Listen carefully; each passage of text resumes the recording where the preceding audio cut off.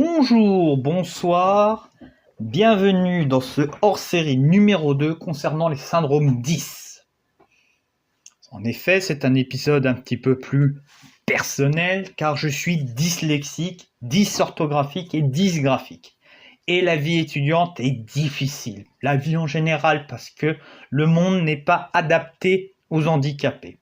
Le but de cette émission va être de définir les syndromes dyslexiques, dysorthographiques et dysgraphiques, ainsi que les dispositions juridiques qui vont avec, mais aussi vous raconter mon histoire. J'ai ces 3 pathologies, dyslexie, dysorthographie, dysgraphie.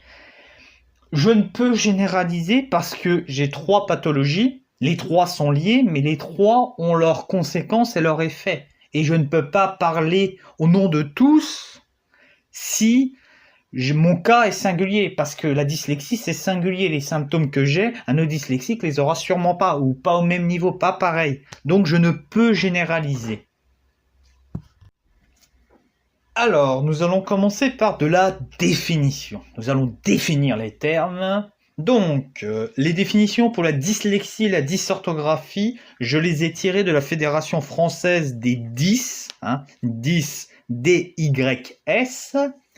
Donc, je vais vous définir. Alors, nature des troubles spécifiques de l'acquisition du langage, écrit communément appelé dyslexie et dysorthographie.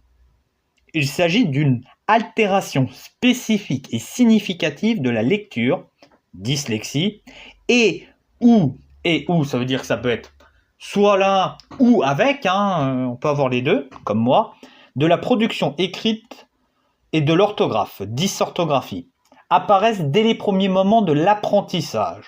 Au stade suivant, le trouble se manifeste par une incapacité à mémoriser la forme visuelle des mots et à les reconnaître globalement, stade orthographique. La déficience liée à la dyslexie est d'intensité variable selon les individus, ce que je vous disais en introduction. Elle peut être accompagnée de troubles du calcul et de coordination motrice, et en particulier du graphisme, ou de troubles de l'attention avec ou sans hyperactivité. Leur association est un facteur aggravant, c'est-à-dire si on combine, ça met le bazar. Manifestation, difficulté à identifier les mots, à lire, à découper les mots dans une phrase. En gros, t'es un cuisinier, t'as tous les ingrédients, mais tu peux pas faire ta cuisine. Voilà, t'as tes œufs, t'as ta farine, mais t'arrives pas à faire ta pâte à crêpes. Lenteur exagérée de la lecture, difficulté de compréhension des textes, écriture lente et difficile, nombreuses fautes d'orthographe, fatigabilité importante liée à l'activité de lecture et d'écriture. Voilà un petit peu les manifestations. Après, conseil que je donne, dès que vous avez un doute sur votre enfant ou sur un proche, le médecin vous envoie voir une orthophoniste ou un orthophoniste qui fera un bilan. Répercussions, mauvaise tenue des cahiers scolaires, difficulté de lecture et d'écriture, absence de goût pour lire et écrire. On ne comprend pas, ça donne pas envie. Difficulté d'apprentissage dans de nombreuses matières. Les matières littéraires sont les plus affectées. Les matières scientifiques aussi peuvent l'être, de par les difficultés de compréhension des énoncés. Problème de compréhension des sujets écrits aux examens, de la production d'une copie lisible et correctement orthographiée et du temps mis pour l'écriture. Résultats scolaires pas à la hauteur des efforts fournis. Scolarité plus difficile. Tu travailles, t'es pas récompensé, tu travailles moins, t'as moins de résultats. C'est le cercle vertueux de l'échec scolaire. Difficulté à gérer des situations où il est nécessaire de lire ou d'écrire. CV, petite annonce, test d'embauche. Fragilisation psychologique, estime de soi diminuée. Donc vous pouvez vous rendre compte quand même que ça a des conséquences énormes. Surtout quand on est dyslexique et qu'on n'est pas diagnostiqué, on comprend pas, on peut vite penser qu'on comprend pas parce qu'on est con. Malheureusement, ça arrive à beaucoup de gens. Concernant la dysgraphie, je l'ai tiré du site Dispositif. Ne vous inquiétez pas, tous les liens seront dans la description. La dysgraphie est le fruit de 3 déficits combinés. absence d'automatisme des gestes graphiques, déficience au niveau du codage orthographique, non-maîtrise des doigts pendant l'écriture. Elle entraîne irrémédiablement une grande lenteur dans la réalisation de toute forme de production graphique, ce qui, dans l'acte d'écrire, a un impact sur la forme des lettres, leur tracé, leur liaison. Les différentes formes de dysgraphie sont la maladroite, caractérisée par une écriture lourde et désordonnée, la crispée, caractérisée par une écriture raide, anguleuse et tendue, la molle, caractérisée par une écriture petite et négligée, impulsive, caractérisée par une écriture rapide, imprécise et illisible, et enfin la dysgraphie lente et précise, caractérisée par une écriture lente, signe d'une application et d'un effort intense qui est dévoreur d'énergie. Toujours concernant la dysgraphie, il y a une relation avec la dyslexie, parce que pour écrire un mot et que ça devienne automatique, l'enfant doit être capable de convertir un son en lettres. Si il a une dyslexie, la dysgraphie, il aura du mal à produire une transcription correcte, et ce parce qu'il concentrera toute son attention dans cette conversion, ce qui peut pénaliser l'automatisme nécessaire à l'écriture.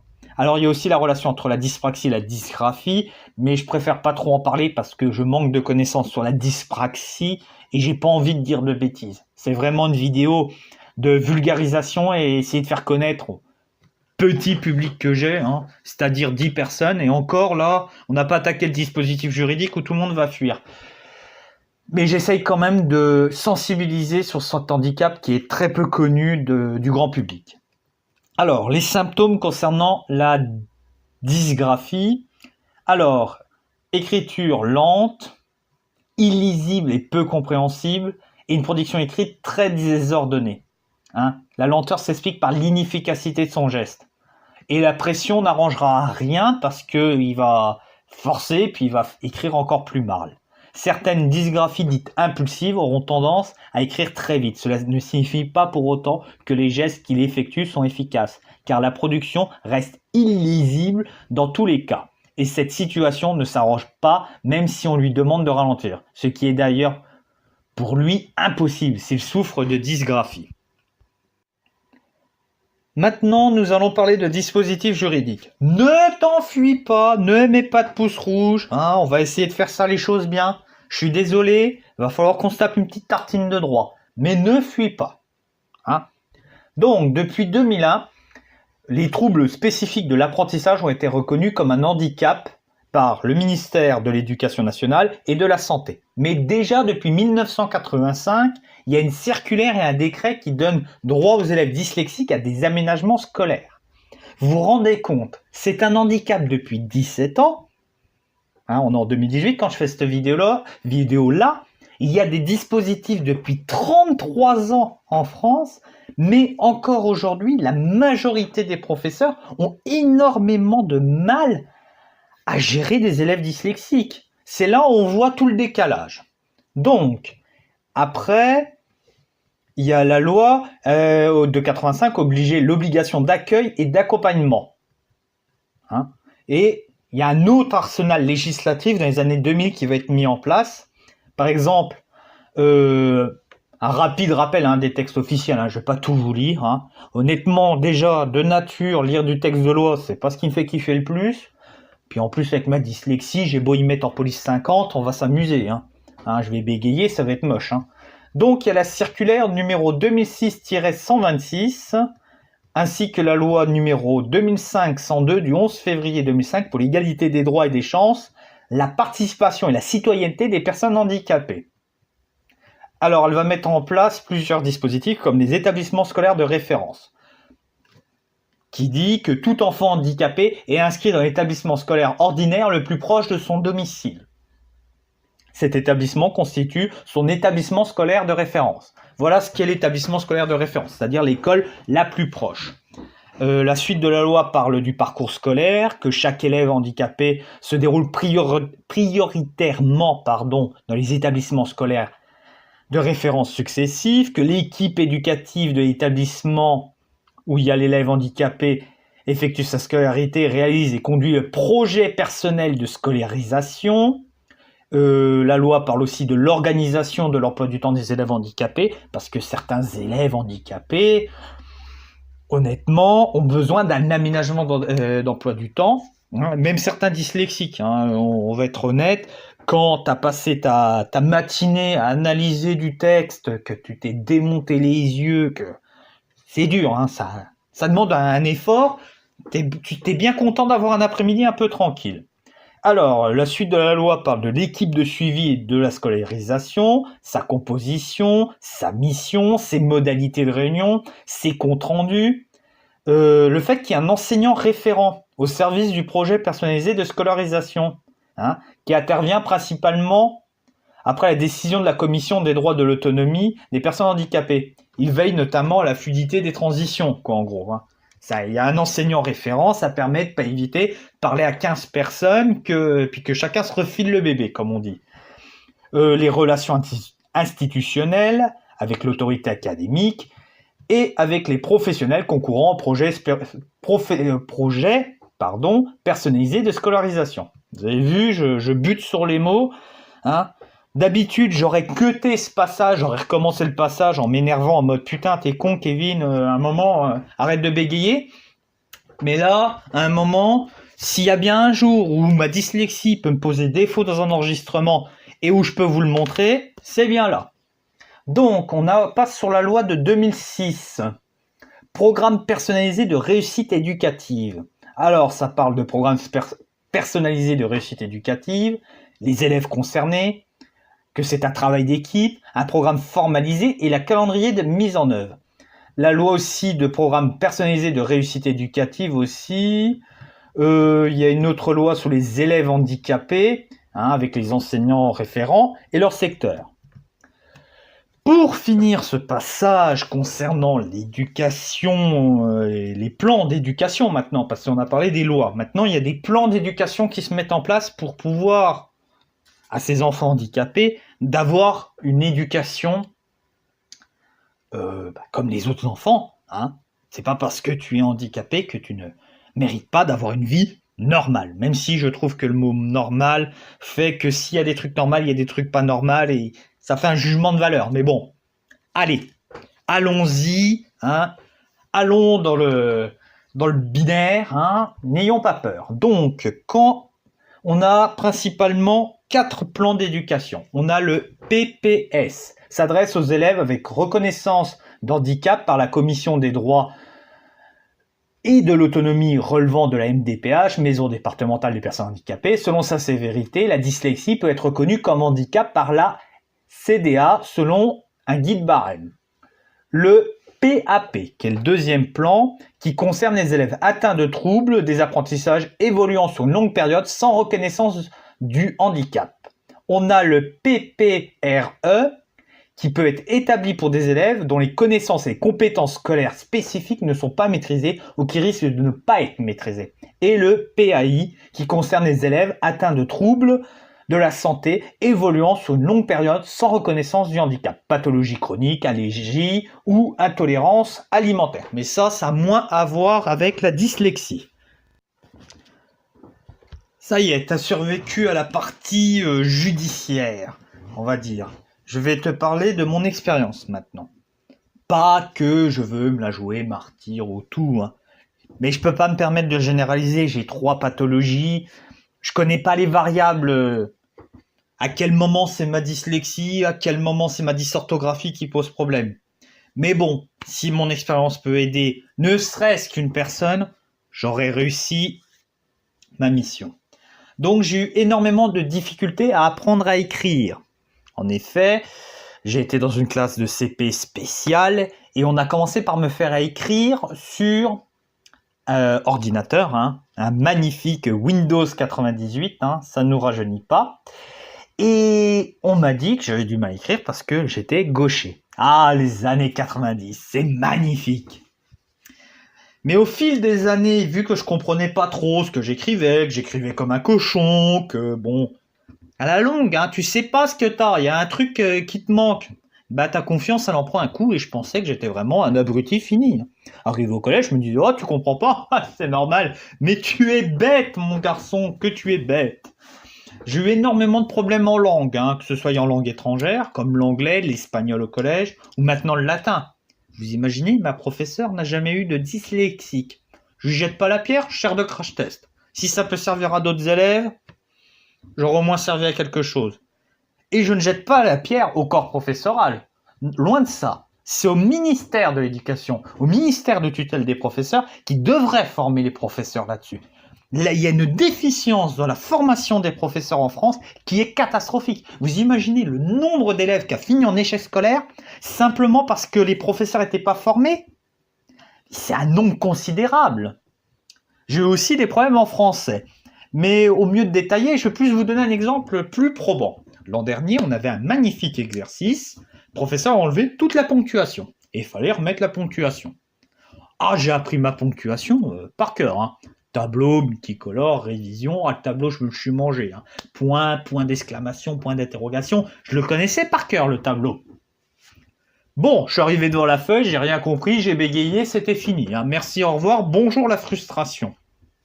Pour reprendre un petit peu la formule que je disais tout à l'heure, c'est un petit peu comme un cuisinier. Tu as tous les ingrédients. Tu as les légumes, tu as l'huile, tu as la viande, ou pas la viande, on va pas faire de scandale. Tu as tous les ingrédients, mais tu n'arrives pas à avoir cette interférence et à faire ta petite recette de cuisine. C'est dur car j'ai 3 pathologies. Donc, quand ça n'est pas une qui fait le bazar, c'est l'autre. Quand c'est pas la deuxième, c'est la troisième. Puis des fois, les 3 en même temps, les 2, enfin, c'est un tiercé, quoi. Tu prends, c'est comme au loto. Tu fais ta grille, tu prends dans l'ordre. Tu fais ton ordre que tu veux. Je dois travailler plus que les autres. En effet, je ne prends pas mes cours à la fac sur un ordinateur. Je les écris encore à la main parce que ça me permet de choper plus de données. Et puis parce que je suis pas à l'aise avec un ordinateur. Je suis pas à l'aise, j'ai essayé une fois, je suis vraiment pas à l'aise, c'est pas confortable pour moi. Donc je suis obligé de travailler plus parce que l'état de mes cahiers, autant vous dire, il y a une vanne qui tourne autour de moi dans ma licence, c'est que si on arrive à lire mes cahiers, on peut déchiffrer la pierre de Rosette. Champollion, les hiéroglyphes. Celui qui arrive à me relire, champion. Je suis vraiment obligé de travailler plus. Je suis obligé de refaire des synthèses, taper des cours sur l'ordinateur avec diverses polices, jouer sur les couleurs et pas mal de choses. Ce qui va me permettre de donner quelques conseils. Déjà, écrire plus gros. Au niveau de l'ordinateur, tu peux mettre en police un peu plus élevé. Moi, c'est Arial 14. Mais après, il y en a certains, 16, 17. Mais n'ayez pas peur d'écrire plus gros. Ça peut drôlement vous aider. Et aussi de jouer sur l'espacement entre les lignes, ainsi que sur les codes couleurs. Par exemple, quand je dois écrire par exemple un truc positif ou négatif, quelque chose, un phénomène historique positif qui a apporté une évolution, ou un phénomène négatif, je joue sur les codes de couleurs. Par exemple, quelque chose qui est positif, une couleur chaude, et quelque chose de négatif, une couleur froide, ou du vert pour le positif, du rouge pour le négatif. Après, tout dépend, il y a des codes qui sont liés à la culture, liés à l'habitus de la personne, un peu des codes culturels. J'ai été diagnostiqué à 24 ans, c'est-à-dire quand j'ai repris mes études. J'ai été en études de 95 à 2001, personne ne m'a diagnostiqué. Là, je reprends mes études, il y a peut-être quelque chose. Bon, j'aurais pas repris mes études, c'était mort pour moi. L'ordinateur n'est pas une solution. Voilà, c'est par là-dessus que je voulais finir, parce que beaucoup de personnes disent « Ah, t'es dyslexique, on va te donner un ordinateur, ça ira mieux. » Non. Word, il est très sympathique, il te dit « Ah là, il y a une faute. Alors, là, tu as fait une faute, tu peux écrire option A, option B, option C, option D. » Très bien. Le problème, c'est que quand tu es atteint de syndrome 10, option A, option B, option C, option D, c'est un peu comme qui veut gagner des millions. Tu as la question 15 pour le million, tu n'as pas la réponse, tu bégayes. Donc, ce n'est pas la solution. La vraie solution serait d'avoir des scripteurs qui écrivent à la place de l'étudiant, parce qu'il ne faut pas oublier un truc très important. Quand tu es en examen, tu dois te concentrer sur ce que tu dis. Tu dois mobiliser tes connaissances. Tu dois réfléchir à comment tu vas le dire. Si on ajoute à ça la dyslexie ou tout autre syndrome 10, tu vas être dans la difficulté. L'ordinateur va t'aider, mais pas tellement. Je dois vous dire, je vais être honnête, moi j'ai fini des partiels cette année, enfin l'année dernière, les partiels de 2018, parce que j'ai eu que des partiels en 2018, j'ai fini en sueur, tremblant et explosé. Hein. Je rentrais des partiels, c'est une douche, une soupe au lit. Hein. L'ordinateur n'est pas la solution. La solution, c'est le scripteur qui l'écrit à ta place. Toi, tu n'as qu'à penser à mobiliser tes connaissances et à formuler. Le problème, c'est qu'aujourd'hui, on a beaucoup de mal à avoir des scripteurs parce que y a des lois qui sont passées, qui ont réduit le nombre de contrats aidés, parce que c'est des gens qui sont payés pour faire ça. Hein.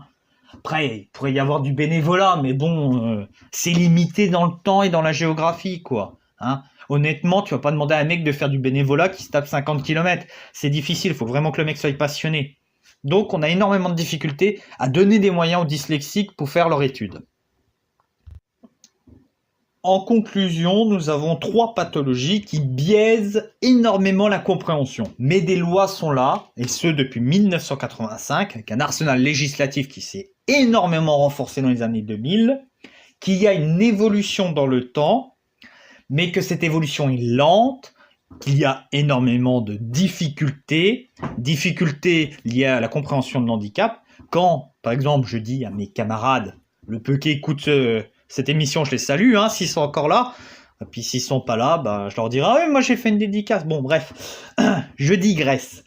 Même mes camarades, quand je leur explique ce qu'est la dyslexie, comprennent pas. On va être honnête.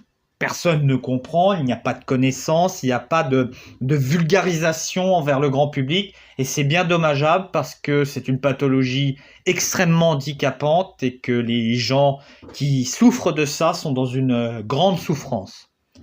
J'espère que cette émission vous a plu, que si vous avez apprécié, vous pouvez faire de la promotion pour la chaîne en la likant et en partageant. Je vous souhaite une bonne fin de journée. Ciao!